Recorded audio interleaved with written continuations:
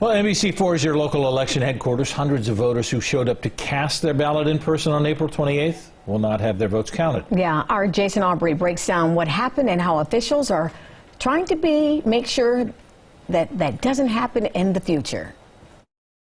This primary election was unique. Everything changed at the last second, and that may never happen again. But if it does, voter education will be vital to making sure everyone knows not only how to vote and when to vote, but what they need to do to make sure their ballot counts. Because of delays with the U.S. Postal Service, it was announced that people who had not received their requested ballot in the mail could vote in person on April 28th. As a result, nearly 1,200 people cast a provisional ballot in person in Franklin County.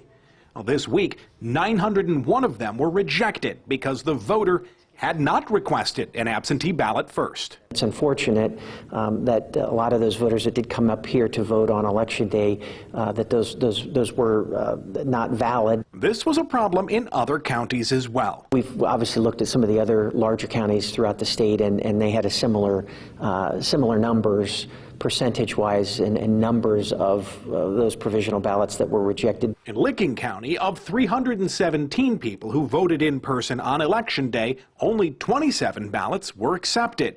The director there believes a failure in voter education was to blame. The message was out there, maybe they didn't get it. As of right now, the same problem should not be an issue in November, as officials are trying to make sure the election is just like normal.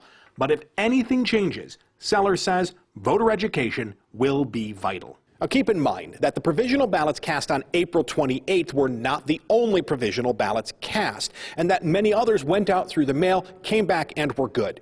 I'm told close to 70% of all provisional ballots ended up counting. Local for you in Franklin County, Jason Aubrey, NBC4.